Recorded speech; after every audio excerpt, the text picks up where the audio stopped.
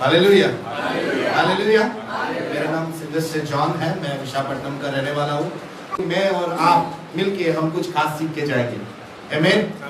लेकिन अगर मत्ती लिखित सुसमाचार अगर देखें आप अध्याय 5 से लेके 7 तक, तो परमेश्वर सिखा रहा है ना बहुत सारी चीजों को उसकी। ऐसे ही 2 भाग है जहां पर सिखाने के बारे में कहता है। एक इस भाग में है, एक फिर आप अगर 20 अध्याय से आगे के और 4-5 अध्याय तक देखेंगे, यीशु मसीह उसके चेलों को सिखाता है। और 5 से लेके 7 तक यीशु मसीह अलग अलग चीजों के बारे में बोलते हैं उसके चेलों को, और अंत में एक दृष्टांत के बारे में बात करते हैं। वो दृष्टांत यह है, अध्याय 7 उसके आयत 24 में लिखता है, जो कोई मेरी ये बातें सुनकर उन्हें मानता है, वह उस बुद्धिमान मनुष्य की नहीं ठहरेगा जिसने अपना घर चट्टान पर बनाया। बस, आमीन।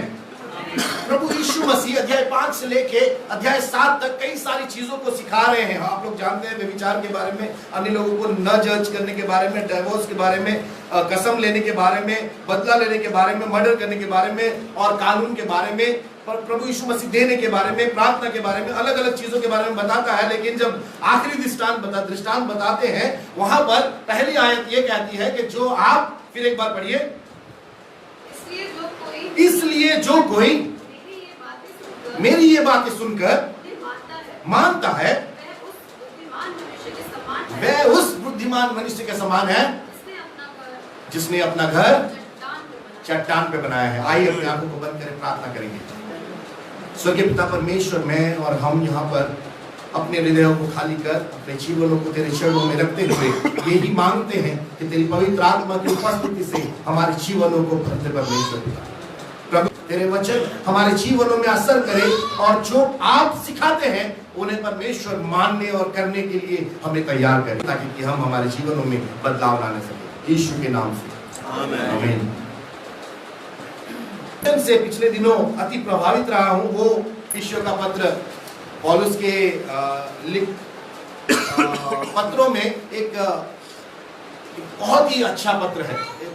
मुझे पिछले दिनों मैं इस पे अध्याय कर रहा हूँ, मनन कर रहा हूँ, और रोमियो के बाद मुझे पूरे नए नियम में फिलिपी बहुत पसंद है। लेकिन इन दिनों मैं जब एफिसी पढ़ रहा हूँ तो बहुत प्रभावित हुआ हूँ मैं अपने व्यक्तिगत जीवन में, और मैं समझता हूँ कि हम साथ में कुछ सीखने के लिए ये बहुत अच्छा किताब है। थोड़ा कुछ इसमें से सीखने की कोशिश करते हैं। अभी के लिए हम मानते हैं कि पौलुस ने ही लिखा है, ठीक है। 3 में से पढ़ते हैं हम, सिर्फ आयत 3। हमारे प्रभु यीशु मसीह के परमेश्वर और पिता का धन्यवाद हो कि उसने हमें मसीह में स्वर्गीय स्थानों में सब प्रकार की आशीष दी है। यहाँ पिता परमेश्वर का काम कहते हैं कि उन्होंने क्या किया है, यीशु मसीह में स्वर्गीय आशीष दिए है, हमें सब प्रकार की स्वर्गीय आशीष दिए हैं। और अगर आप आयत 4 या 5 पढ़ेंगे तो वहां पर देखेंगे कि मसीह यीशु का काम क्या है। आयत 9 या 10 देखेंगे तो मसीह यीशु में परमेश्वर ने हमारे जीवन में क्या किया है। और आगे चल के अगर आप देखें आयत 13, 14, 15, वहां पर देखते हैं कि पवित्र आत्मा का काम क्या है। यानी कि मैं ये कहना चाहता हूं, पहले अध्याय में पौलुस तैयार कर रहा है अपने लोगों को सुनने के लिए कि पिता, पुत्र, पवित्र आत्मा ने आप में और मुझ में क्या किया है, यानी आपके जीवन में, मेरे जीवन में क्या किया है। आप यहाँ पर इसीलिए बैठे हैं क्योंकि आपने उस सुसमाचार को ग्रहण किया है। आमीन, आमीन। आपने ये मान लिया है कि एक व्यक्ति, यानी कि एक मसीहा आया है जिसने जीवन में, उसने जीवन के समय काल में उसने उसके लोगों को सिखाया कैसे एक पवित्र जीवन या फिर परमेश्वर के अधीन होकर कैसे जीते हैं। और एक व्यक्ति को आपने देखा जो अपने जान तक दे दिया और 3 दिन के बाद फिर एक बार जी उठा। ये सुसमाचार के ऊपर आप और मैं विश्वास करके आज यहाँ पर बैठे हैं। आमीन। यही हमारा विश्वास है कि वो फिर जल्द आने वाला है, हमारी आशा है ये। अगर इसके बाहर कोई चीज की वजह से प्रभावित होकर मसीह में आए हैं आप, तो मैं आपसे कहना चाहता हूं कि ये आपकी नींव होनी चाहिए कि आप मान ले कि एक मसीहा है जिसके वजह से, जिसके जीवन देने के वजह से, जिसके फिर जीवन उठने के वजह से आप और मैं बचाए गए हैं या फिर उद्धार पाए हैं। आमीन। और हमारी आशा किस पे है? हमारी आशा ये नहीं है कि आज अगर बीमार हूं तो कल चंगा हो जाऊंगा, आज अगर दरिद्र हूं तो कल धनी हो जाऊंगा, लेकिन ये है मेरी आशा कि वो आएगा और मुझे वापस ले जाएगा। आमीन, हालेलुया। आगे पौलुस एक अद्भुत तरीके से उसने प्रेरित होते हुए इस अध्याय को लिखा है। दूसरे अध्याय मेरे साथ पढ़िए कोई एक जन, 1 2 3। उसने तुम्हें भी जलाया जी। जो अपने अपराधों और पापों के कारण मरे हुए थे, जिनमें तुम पहले इस संसार की रीति पर और आकाश के अधिकार के हाकिम अर्थात उस आत्मा के अनुसार चलते थे जो अब भी आज्ञा ना मानने वालों में कार्य करता है।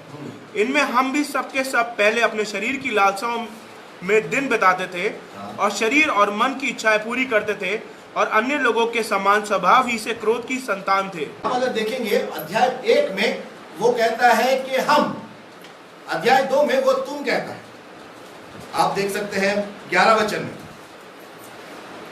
11 कहता है उसी में जिसमें हम चुने गए। बस 3 आयत में देखिए फिर एक बार, हमारे प्रभु हमारे प्रभु यीशु मसीह। और अगर आप पूरे अध्याय में ध्यान से पढ़ेंगे तो वो हम कहता है, लेकिन आगे अगर अध्याय 2 में देखेंगे तो तुम कहता है।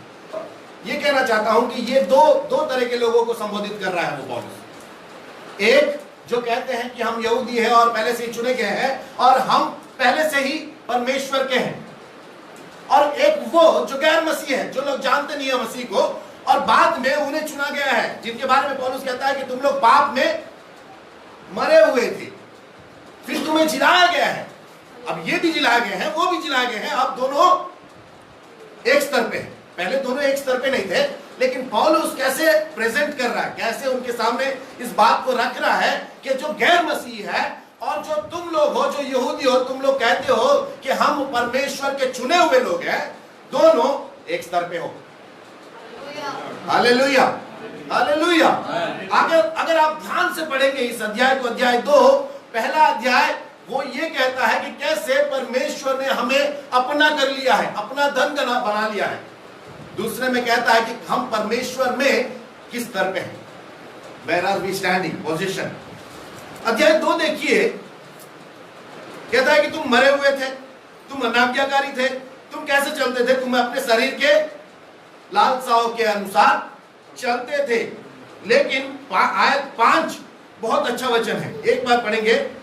जब हम अपराधों के कारण मरे हुए थे, वाह, जब हम अपराधों के कारण मरे हुए थे तो हमें मसीह के साथ जिलाया, हमें मसीह के साथ जिलाया, अनुग्रह ही से तुम्हारा उद्धार हुआ है। हाँ, अनुग्रह से तुम्हारा उद्धार हुआ है। यीशु में उसके साथ उठाया और स्वर्गीय स्थानों में उसके साथ बैठाया कि वे अपनी उस कृपा से जो मसीह यीशु में हम पर है आने वाले समयों में अपने अनुग्रह का असीम धन दिखाए। आमीन। अब देखिए कैसे वो प्रोग्रेस कर रहा है आगे। पहले बताता है कि उद्धार पर पिता पुत्र पवित्र आत्मा ने क्या किया है आप में और हम में। उसके बाद उस समय में जब गैर मसीह के बारे में कहता है, वो कहता है कि तुम लोग मरे हुए थे लेकिन अब उठा दिया गया है, अब तुम्हें उठाया गया है, मसीह के साथ एक स्थान पर बैठाया गया है। साथ में अगर 11 से 22 तक आप देखेंगे तो देख सकते हैं कि कैसे दो अलग अलग झुंड को, एक यहूदी लोग जो कहते थे कि हम परमेश्वर के निज धन हैं, एक गैर मसीह लोग जो कुछ नहीं जानते हैं लेकिन सुसमाचार सुनने के बाद वो मसीह में आए हैं। दो झुंड के बारे में मैं आपके सामने बात कर रहा हूं। दोनों झुंड को परमेश्वर कैसे इकट्ठा किया और एक मानता है। देखिए एक वचन मुझे बहुत पसंद आया, आयत 14 देखिए। क्योंकि वही हमारा मेल है जिसने दोनों को एक कर लिया और दोनों को क्या कर दिया है? एक कर दिया है और अलग करने वाली दीवार को जो बीच में थी ढा दिया है। आगे बढ़े। और अपने शरीर में बैर अर्थात वह व्यवस्था जिसकी आज्ञाएं विधियों की रीति पर थी मिटा दिया, कि दोनों में से अपने में एक नया मनुष्य उत्पन्न करके मेल करा दे। Hallelujah, hallelujah. अब देख दो किस्म के लोग हैं जो कहते, एक कहता है कि जो हम पहले से ही चुने हुए हैं मसीह में, हम परमेश्वर के संतान हैं, हम अब्राहम के संतान हैं। एक वो है जो कुछ नहीं जानते, जिनको अगर रोमियो में देखा जाए तो संबोधित किया जाता है कि तुम आदम के संतान। दो झुंड को इकट्ठे एक जगह रखता है और कहता है कि दोनों एक हो, दोनों एक हो। दो तरह के लोग के बारे में कह रहा हूं, दो झुंड के बारे में कह रहा हूं। एक ही कलीसिया के अंदर दो अलग अलग झुंड है। आप बताइए, क्या आपका कुछ लेना देना है इससे? सोचने वाली बात है। कलीसिया एक, शरीर एक, परमेश्वर एक ही बपतिस्मा, एक ही विश्वास, ये सारी बातें विषयों में है। दो तरह के झुंड के बारे में शुरू करके फिर कहता है कि एक ही कलीसिया है, एक ही शरीर है, एक ही मंदिर है, एक ही विश्वास है, एक ही बपतिस्मा है, एक ही परमेश्वर है। क्यों? कहीं तो समस्या है, कहीं तो समस्या है। मैं मानता हूं उन दिनों में ये समस्या रहना वाजिब है, क्योंकि एक एक्सट्रीमली अलग अलग झुंड है ये दोनों। एक यहूदी है, एक गैर मसीह लोग है, जो बाद में यीशु के साथ वो लोग प्रभु को जाने और प्रभु में आए, अलग ही है ये लोग। लेकिन आज की कलीसिया की समस्या क्या है? आज की कलीसिया की समस्या क्या है? क्या आप और मैं समझ पा रहे हैं कि परमेश्वर ने क्यों हमको बचाया है? मेरे साथ देखिए इसी अध्याय, पहले अध्याय में आयत 10 में देखिए क्या कहता है कि समयों के 9 और 10 में पढ़िएगा। क्योंकि उसने अपनी इच्छा का भेद अपनी इच्छा हाँ। उस भले अभिप्राय के अनुसार हमें बताया जिसे उसने अपने आप में ठान लिया था हाँ। कि समयों के पूरे होने का ऐसा प्रबंध हो, पहले से ठान लिया था कि समय के पूरे होने के प्रबंध हो, कि जो कुछ स्वर्ग में है हाँ। और जो कुछ पृथ्वी पर है हाँ। सब कुछ वह मसीह में एकत्र करे। एक हो जाए। क्या हो जाए? एक हो जाए। पर्पस है, ये पर्पस है उद्धार का। अभी फिर एक बार मैं सोचा कि ये एक बार मतलब लिखाया गया है, लेकिन दूसरे अध्याय में फिर एक बार देखते हैं 15 वचन।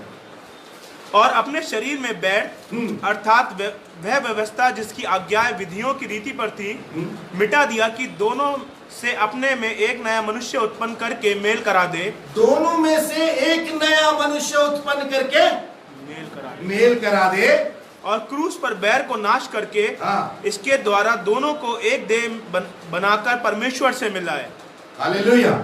अगर क्रूस का काम आपके और मेरे जीवन में हुआ है तो हम अब दो मन में नहीं रहेंगे। मेरी बात समझ रहे हैं? अगर मैं कलीसिया में हूं और मेरे अंदर काम हुआ है, मेरे अंदर क्रूस का काम हुआ है, मैं अगर यीशु मसीह को उद्धारकर्ता के रूप में ग्रहण कर लिया हूं, तो मेरा मन कैसा होगा? एक होगा। मेरे साथ जो व्यक्ति है उसके साथ एक होगा। दो मन नहीं होंगे, दो तरह के झुंड नहीं होंगे, दो व्यक्ति नहीं होंगे, एक ही व्यक्ति होगा, एक ही मन होगा। वह मन यही सोचता होगा कि मेरे जीवन से प्रभु की महिमा होने पाए। हालेलुया। देखिए कैसे पौलुस रखता है इस बात को। मैं अभी भी आश्चर्यचकित हूं कि पौलुस इन बातों को इस तरह से रखने का कारण क्या था, और आज भी ये असरकारक है। क्योंकि आज हमारे कलीसिया का समस्या क्या है? जो या जिनका दृष्टिकोण परमेश्वर की महिमा नहीं रही है। आज शायद कलीसिया में दो तरह के लोग रहने का कारण यही है कि उनके अंदर अभी भी क्रूस का काम नहीं हुआ है। वो अपने आप को ठगे जा रहे हैं कि मेरे अंदर क्रूस का काम हुआ है। वो अपने आप को क्या कर रहे हैं? ठग रहे हैं। मैं सोचा क्या ये बात गंभीर है? क्या कलीसिया के अंदर एकता इतनी जरूरी है? इतना जरूरी है कि पौलुस इतनी गंभीरता से इस बात को लिख रहा है? मेरे साथ देखिए इसी अध्याय के आगे और देखिए वो क्या कहना चाहता है। आयत 20 से देखिए। और प्रेरितों और भविष्यवक्ताओं की नींव पर हाँ। जिसके कोने का पत्थर मसीह यीशु स्वयं ही है हाँ। बनाए गए हो हाँ। जिसमें सारी रचना एक साथ मिलकर प्रभु में एक पवित्र मंदिर सारी रचना एक साथ मिलकर क्या बन गई है? पवित्र मंदिर बन गई है। आगे देखिए। और जिसमें तुम भी आत्मा के द्वारा परमेश्वर का निवास स्थान होने के लिए एक साथ बनाए जाते हो। सुपर। ये सिर्फ यही एक जगह नहीं है, और थोड़ा आगे देखेंगे अध्याय 3 के 6 में देखिए। अर्थात यह कि मसीह यीशु में ध्यान दीजिएगा इस वचन पे। अर्थात यह कि मसीह यीशु में सुसमाचार के द्वारा हाँ। अन्य जातीय लोग मीरास में साझी और एक ही देह के और प्रतिज्ञा के भागी हैं। 3 बार टुगेदर लिखा हुआ है, मैं आपसे हिंदी में ट्रांसलेट करने की कोशिश कर रहा हूं। जेंटाइल्स आर हेयर्स टुगेदर, यानी कि हेयर्स यानी कि संतान है, इकट्ठे एक संतान है। उसके बाद members together of one body, यानी कि देह के अंग है, एक ही देह के अंग है।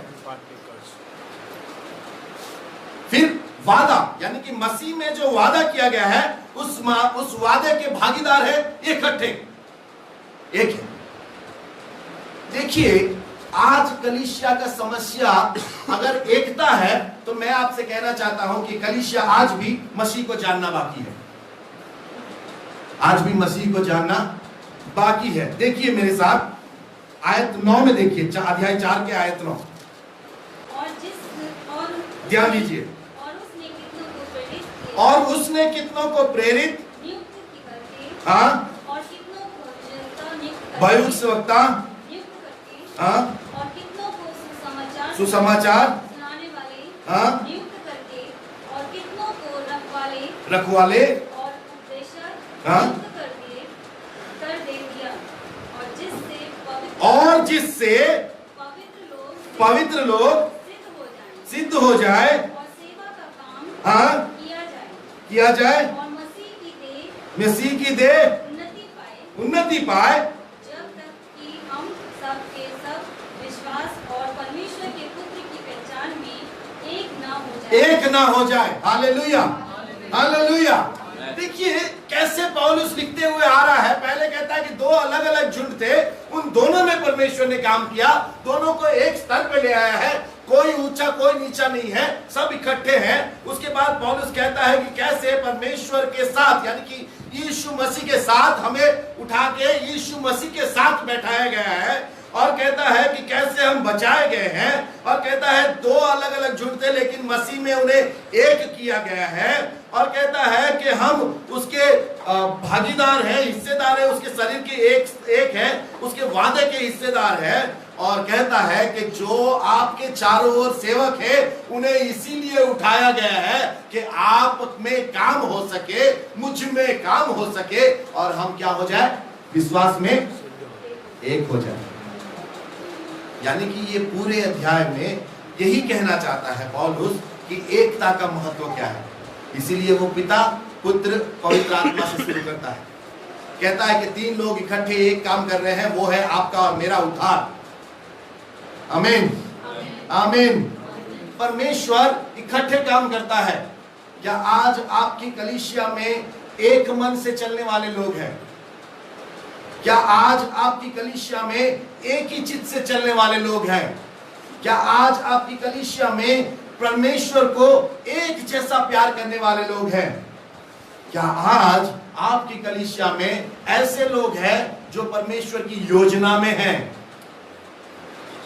मैं संख्या से कलीसिया का माप नहीं कर रहा हूं, मैं ये कह रहा हूं कि जितने हैं, क्या उनमें मसीह का जो योजना है उसे समझ पाने की क्षमता है?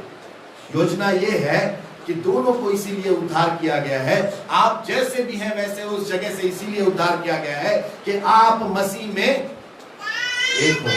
क्या हो? एक हो।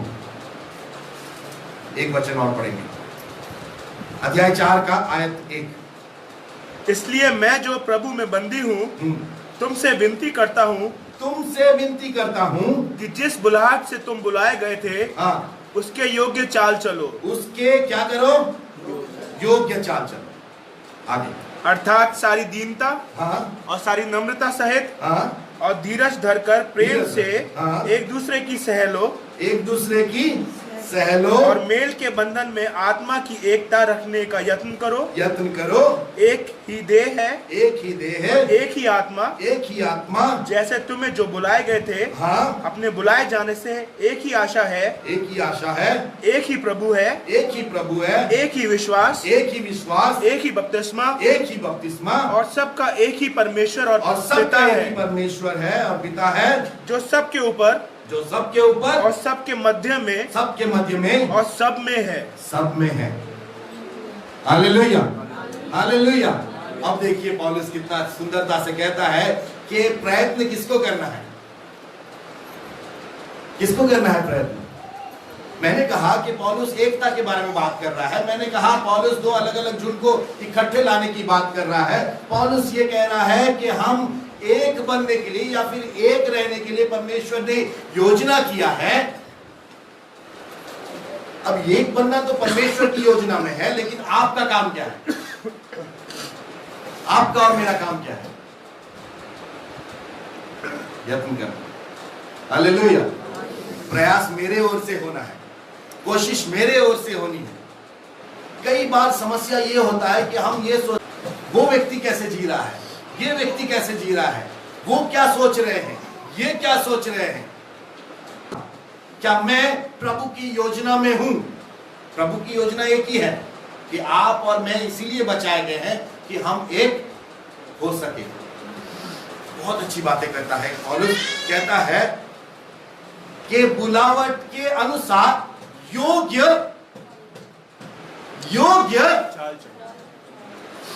जब मैं बाद में ये पढ़ा कि एकता के बारे में है, तो मैं समझा कि मेरे बुलावट के अनुसार योग्य चलने से कलीसिया एक बन सकता है।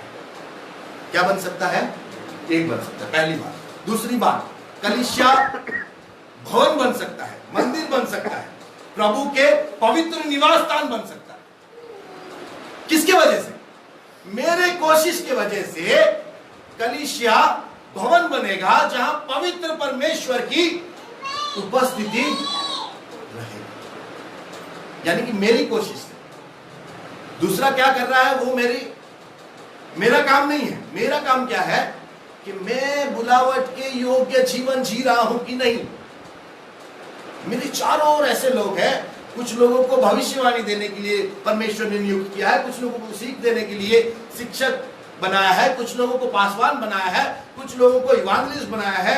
परमेश्वर ने अलग अलग लोगों को अलग अलग जिम्मेदारी इसलिए दिया है कि वो आपको और मुझे कुछ सिखाए जिससे हम एकता के बारे में जाने। Hallelujah, hallelujah.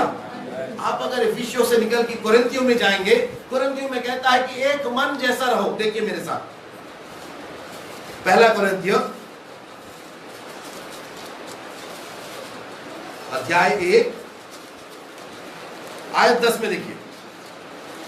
हे भाइयों, मैं तुमसे हमारे प्रभु यीशु मसीह के नाम से विनती करता हूँ कि तुम सब एक ही बात कहो, हाँ, और तुम में फूट ना हो, परंतु एक ही मन और एक ही मत होकर मिले रहो। लेकिन क्या होता है उसके आगे? क्योंकि हे मेरे भाइयों, हाँ, खलोए के घराने के लोगों ने मुझे तुम्हारे विषय में बताया है कि तुम में झगड़े हो रहे हैं। तुम में क्या हो रहे हैं? झगड़े हो रहे हैं। पौलुस की समस्या सिर्फ इफिसियों में नहीं है, पौलुस की समस्या कुरिन्थियों में भी है, पौलुस की समस्या गलातियों में भी है, पौलुस की ये समस्या रोमियो में भी है। ये समस्या है क्या? ये समस्या ये है कि हम एक ही भवन में, एक ही शरीर के अंदर अलग अलग काम कर रहे हैं। एक अगर मुझे ये बोतल उठाना है और इसमें से पानी पीना है, तो दूसरा हाथ को क्या करना पड़ेगा? बताइए। मैंने बोतल उठा लिया, बोतल यहां रखा है, मुझे पानी पीना है, मैंने बोतल उठा लिया, इस हाथ को क्या करना है? समस्या यही है। मैं क्यों करूंगा? मुझे और अच्छा लगता है एफिसियों में एक बात बहुत बढ़िया लिखा है। फिर एक बार एफिसियों में ही रहेंगे, अध्याय 4। कई सारे लोगों को, एक बार ध्यान दीजिए, कई सारे लोग ये कहते हैं कि मुझे ये दान नहीं है, या फिर मुझे वो दान नहीं है, मैं ये नहीं कर सकता, मैं वो नहीं कर सकता। एक बार पढ़ के देखिए आयत 7। पर हम में से हर एक को मसीह के दान के परिणाम के अनुसार अनुग्रह मिला है। क्या मिला है? अंग्रेजी में ऐसा लिखता है, but to each one of us grace has been given as Christ apportioned it. यानी कि हर एक को कुछ ना कुछ दान मिला है, ये कहना चाहता है। अगर मैं इसी को अलग तरीके से इसको तोड़ के आसान भाषा में कहूं तो ये कहना चाहता है कि कलीसिया में, यानी कि ये कहना चाहता है कि परमेश्वर के शरीर में, परमेश्वर के भवन में हर एक व्यक्ति का एक काम है। क्यों? क्योंकि अनुग्रह दिया हुआ है हर एक को, एक या दो या 5 कमेटी मेंबर्स को नहीं। अनुग्रह किसको दिया है? सबको दिया है। परमेश्वर ने सबको अनुग्रह दिया है, यानी कि सभी इस्तेमाल में आ सकते हैं। एक ही प्रचार कर सकता है, एक ही गा सकता है, एक ही चेयर लगा सकता है, एक ही चप्पल सजा सकता है, ऐसा नहीं है। हर एक व्यक्ति कर सकता है। अब आप पे निर्भर है कि आप कौन सी चीज सेवा समझते हैं, कौन सी चीज काम समझते हैं। मेरी बात समझ में? अब आप पे और मुझ पे निर्भर होता है कि कौन सी मैं सेवा समझता हूं, कौन सी मैं काम समझता हूं। काम समझते हैं आप?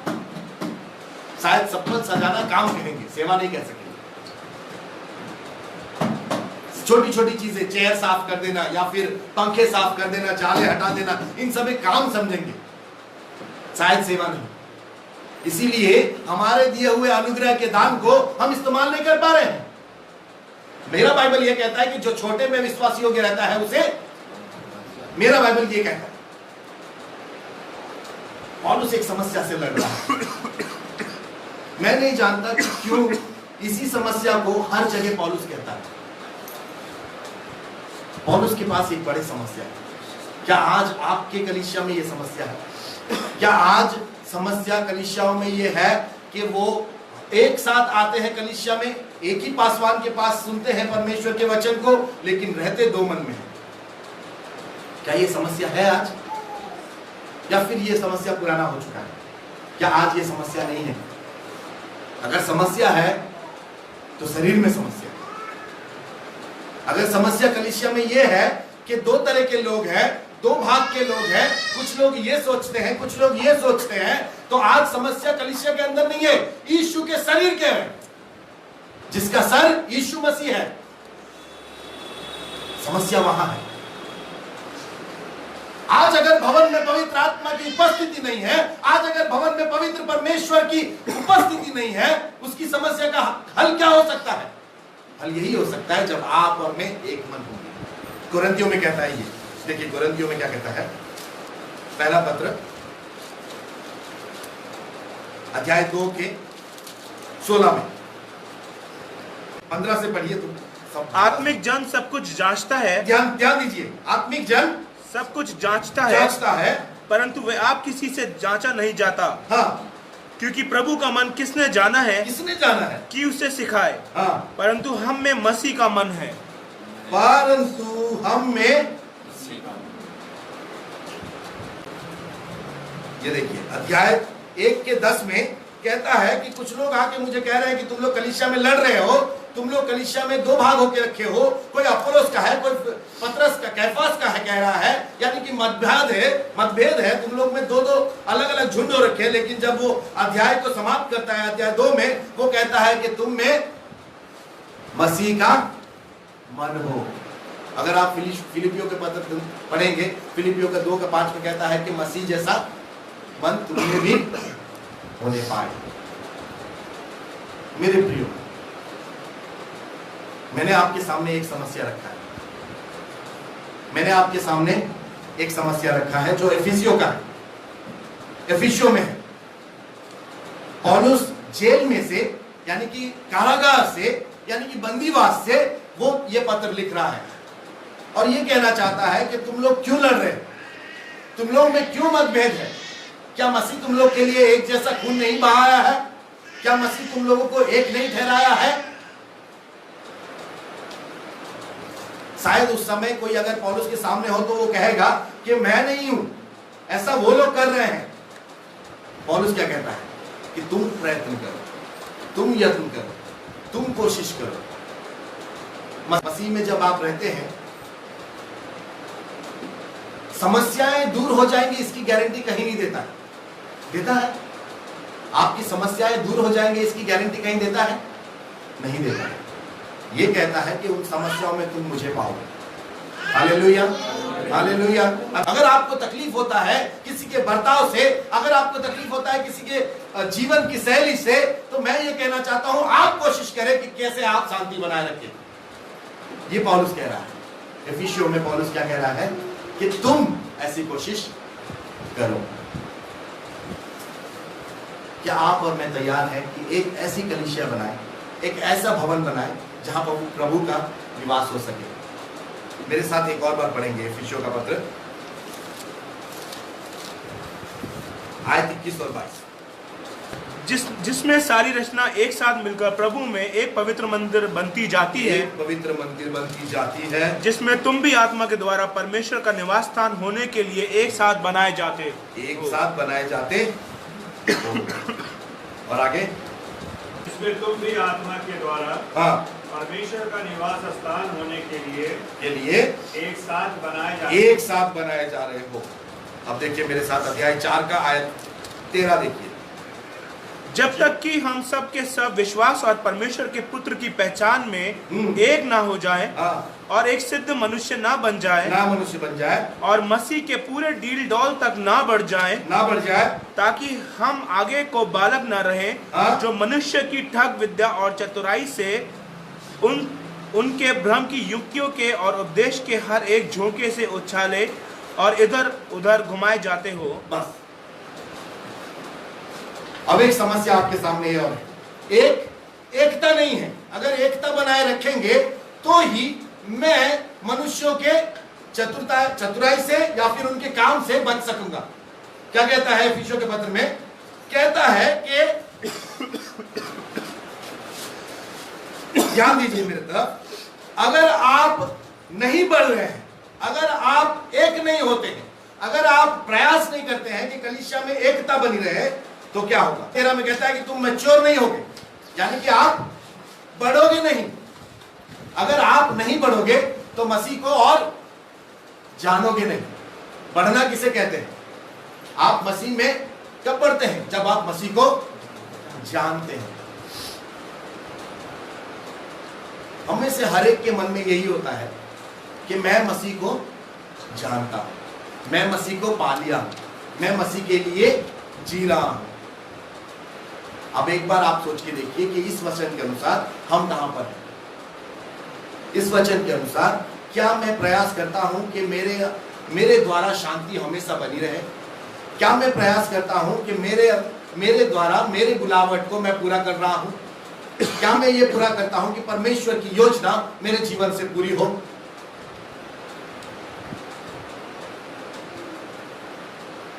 एक बार अपने आंखों को बंद करें, अपने स्थान पे खड़े हो जाए।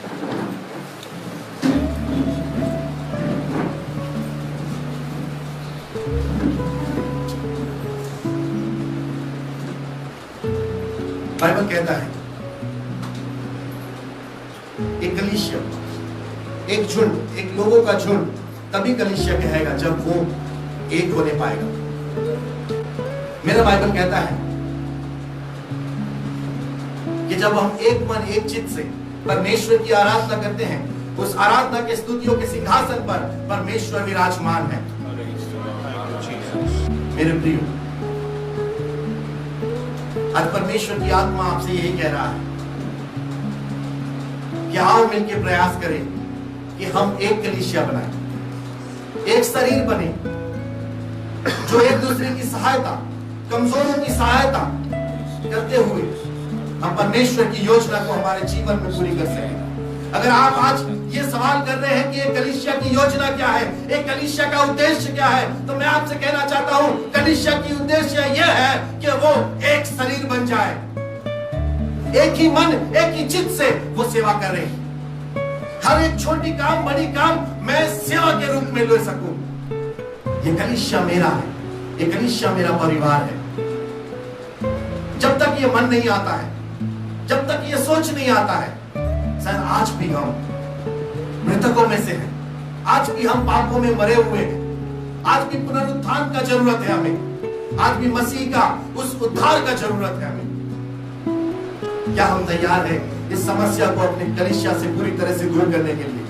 अगर ये समस्या आपकी कलीसिया में नहीं है तो परमेश्वर की महिमा होने पाए, परमेश्वर की स्तुति हो कि परमेश्वर ने यहाँ इस घर को, इस छोटे से भवन को अपनी उपस्थिति का स्थान बना लिया है। अगर अभी भी कोई मतभाव है, कोई ऐसी बात है जिसे हम क्षमा नहीं कर पाते हैं, या कोई ऐसी बात है जहां परमेश्वर की अनुग्रह के खिलाफ हम काम कर रहे हैं, तो आइए अपने आप को जांचें, परमेश्वर से कहे कि परमेश्वर जांच मुझे और देख ले कि कोई ऐसी बात है जिससे मैं तेरे पास आने से रोक रहा हूं। देख अगर मेरे मन में ऐसी कोई बात हो जो मुझे तेरे पास आने से रोक रहा हो। मेरे प्रियो, एक कलीसिया तभी बढ़ सकता है जब हम एक होने सकेंगे। एक कलीसिया जब तभी प्रभावशाली हो सकता है जब हम एक हो सकेंगे। एकता ही बल है मेरे प्रियो, क्योंकि परमेश्वर आज कलीसिया को एक होने के लिए बुला रहा है, एक मन एक चित्त से आगे बढ़ने के लिए बुला रहा है। आइए प्रार्थना करेंगे, परमेश्वर आपके जीवन में काम करे, परमेश्वर आपके जीवन में आशीष लाए। ये छोटा घर एक बड़ी परमेश्वर की भवन की तरफ स्वरूप में बदल जाए, एक ऐसी जगह में बदल जाए जहां पर लोग आए और परमेश्वर की आशीष को, परमेश्वर के प्रेम को देखने पाए, परमेश्वर की एक शरीर को देखने पाए, परमेश्वर की महिमा को इस घर में देखने पाए। अंधे देखने सके, लंगड़े चलने सके, मुर्दे जी उठे। यह होता है उस जगह जहां एक मन एक चित्त से लोग यहोवा की आराधना करते हैं। आदरमान महिमा गौरव के योग्य परमेश्वर प्रभु जी, यीशु मसीह ने जो हमारे जीवन में किया है, प्रभु जी उनके द्वारा आपने जो हमें उद्धार दिया है, उसके लिए हम धन्यवाद, हम आभारी हैं आपके परमेश्वर पिता। हमारे सोचने से परे, हमारी मांगने से अधिक परमेश्वर आपने यीशु में हमें दिया है परमेश्वर पिता। आपने हमें अपने पुत्र के समान गिना है परमेश्वर पिता। आपने हमें गोद ले लिया है परमेश्वर।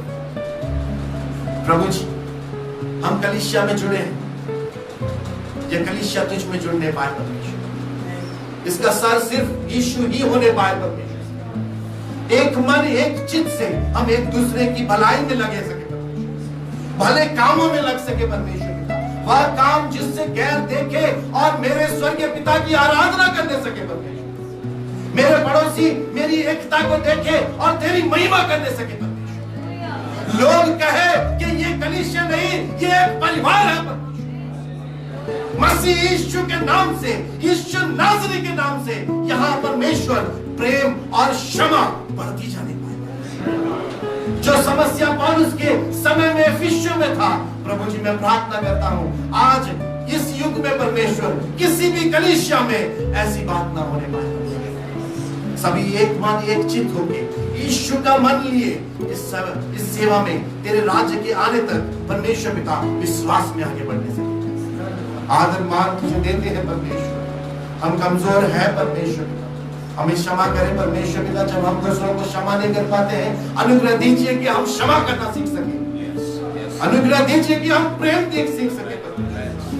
अनुग्रह दीजिए परमेश्वर पिता कि हम लोगों में तेरी उपस्थिति, तेरी अनुग्रह को देखने सके परमेश्वर। जब हम पाप में थे, आपने हमें स्वीकार किया है।